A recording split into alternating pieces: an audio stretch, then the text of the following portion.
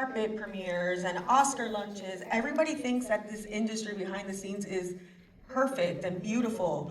And you guys all represent different parts of the industry. Is this real? This is a documentary. Yeah, 100%. These are all based on real stories. This is where we reveal this is a documentary. I mean, there would be times where I'd be like, this is crazy, this would never happen. And says, but this happened to me in 2014, it's real. It's real. Yeah, the idea for the show was trying to find a story we wanted to tell about the time in our lives that we're all in our mid-40s, Seth and Evan and myself and Pete and Alex, and I'm just 30. and we've had this production company, Point Grey, for 15 years, and we've been making movies and television, and these stories about what it is to talk to your idols about a note that you just don't want to give, or someone really wants to be thanked because of the work they've done on stage, and those are all things that you run into, and we found it a way to it was really a really funny sort of jumping off point for a television show. Anything you guys would like to add from your side of the industry? No, I think. Oh, sorry. I've never worked on a set where the crew has felt more seen. And to see half the crew cracking up during a take is really rewarding. Okay. Absolutely true. Melissa, the casting on the show is incredible, from the core cast to the long list of guest stars. How did you begin your job? Was there like a wish list of everyone that they wanted to include? Yeah, kind of. I mean, they started with the scripts and they had, I don't want to call them placeholders, but I think ideal actors that they felt fit into those places.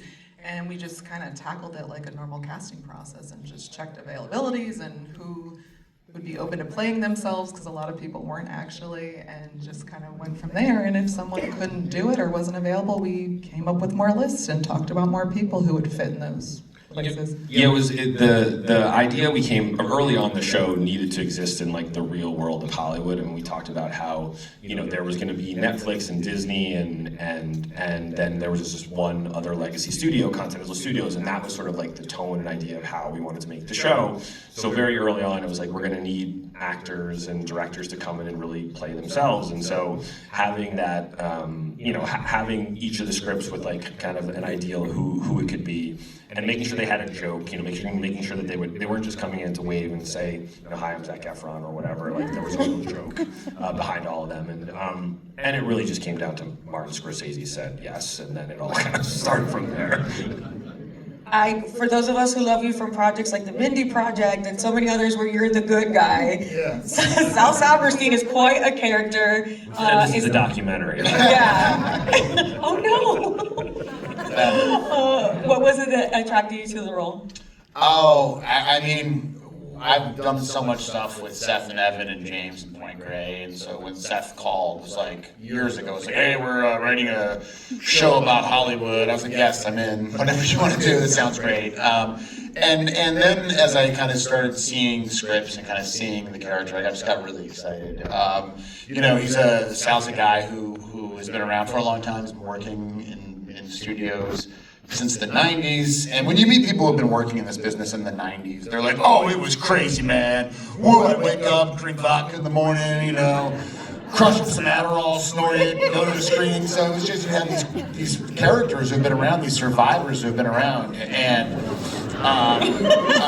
to kind of get to play one of these guys, a guy who has managed to still keep this job in a very, very different world, and knowing that at any minute he could be fired or canceled, and there's like a desperation there.